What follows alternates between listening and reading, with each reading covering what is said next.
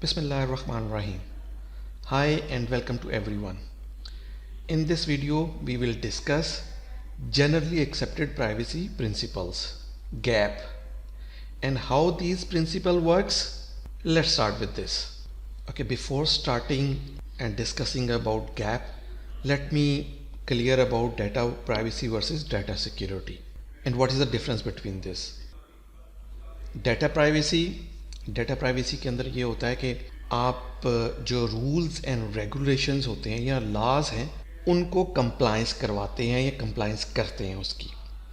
इसके अंदर जो फोकस किया जाता है वो डाटे को कलेक्ट कैसे करते हैं, उसको प्रोसेस कैसे करना है, उसको शेयर कैसे करना है, आर्काइव्स कैसे करना है और उस डाटे को डिलीट कैसे करना है। ये सारे के सारे जो प्रोसेस हैं ये डाटा प्राइवेसी के अंदर आते हैं।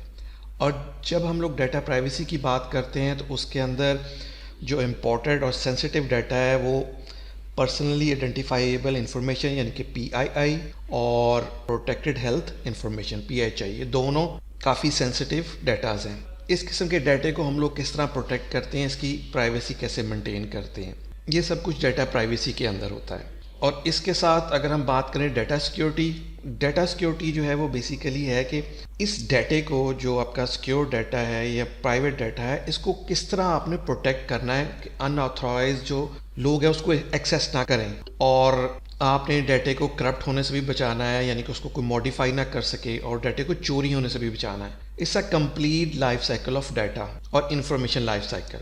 ये डिफरेंस है दोनों के अंदर, प्राइवेसी के अंदर और डाटा सिक्योरिटी के अंदर।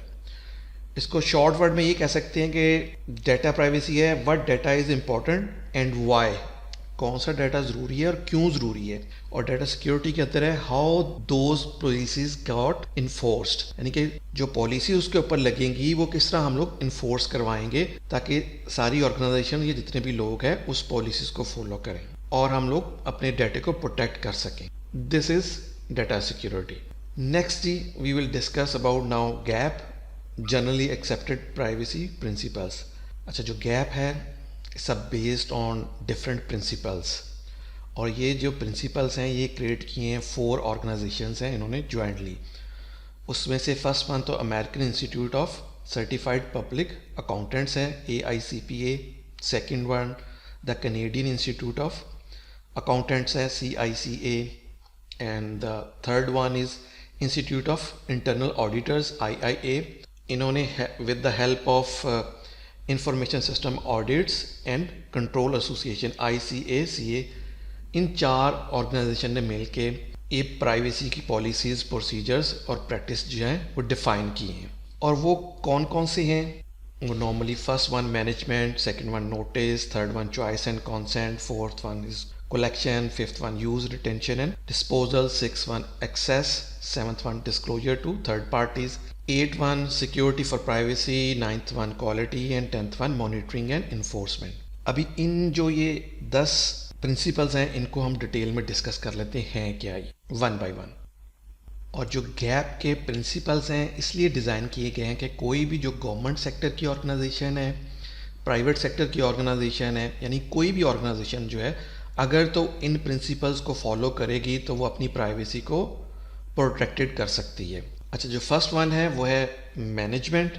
इसका मतलब है कि कोई भी जो ऑर्गेनाइजेशन है जो कि किसी भी सेंसिटिव डाटे को या प्राइवेट डाटे को हैंडल करती है या अपने पास स्टोर करती है, तो उसके पास उस डाटे को हैंडल करने के लिए एक तो पॉलिसीज़ होनी चाहिए और प्रोसीजर्स होने चाहिए, और इसी तरह फिर गवर्नेंस स्ट्रक्चर होना चाहिए कि उस डाटे को वो किस तरह प्रोटेक्ट कर सकते हैं उसकी प्राइवेसी को। नेक्स्ट वन है जी नोटिस। इसका मतलब है कि कोई भी ऑर्गेनाइजेशन जब किसी पर्सन का उसका सेंसिटिव डाटा या प्राइवेट डाटा कलेक्ट करेगी या किसी और ऑर्गेनाइजेशन का अगर कोई पर्सनल डाटा है उसको कलेक्ट कर रही है तो पहले उसको इन्फॉर्म करेगी कि उसका डाटा जो है कलेक्ट किया जा रहा है और उसको कैसे यूज़ करेंगे और कितनी देर अपने पास रखेंगे, और अगर किसी के साथ शेयर करेंगे तो उसको पहले नोटिफाई करना ज़रूरी है, यानी कि उस ऑर्गेनाइजेशन को बताना ज़रूरी है कि आपका डाटा हम लोग कलेक्ट कर रहे हैं, या उस पर्सन को बताना ज़रूरी है कि हम आपका पर्सनल डाटा जो है कलेक्ट कर रहे हैं। नेक्स्ट जो है जी वो है चॉइस एंड कॉन्सेंट।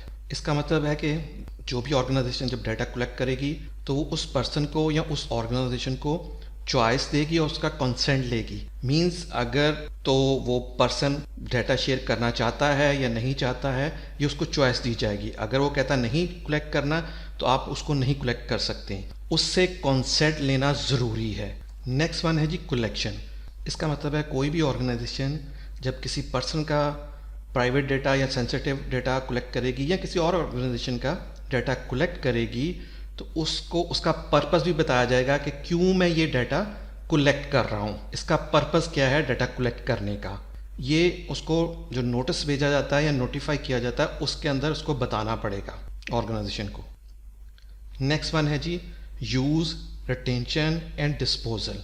इसका मतलब है कि जो उस ऑर्गेनाइजेशन ने डाटा कलेक्ट किया है किसी भी पर्सन का या किसी और ऑर्गेनाइजेशन का जो सेंसिटिव डाटा कलेक्ट किया है, तो वो उस डाटे को कितनी देर के लिए अपने पास रखेगा और किस पर्पस के लिए यूज़ करेगा। और जो रूल्स एंड रेगुलेशन है गवर्नमेंट के या अदर ऑर्गेनाइजेशंस के जो रूल्स एंड रेगुलेशंस हैं उनको फॉलो करते हुए फिर सर्टेन टाइम के बाद उस डाटे को डिस्पोज भी करेगा। सम ऑर्गेनाइजेशन जो है वो 3 ईयर के बाद डाटे को डिस्पोज कर देती हैं, कुछ 5 ईयर के बाद डिस्पोज कर देती हैं। तो इन लॉज का और इन रेगुलेशंस को फॉलो करना पड़ेगा उस ऑर्गेनाइजेशन को जो भी डाटा कलेक्ट कर रही है।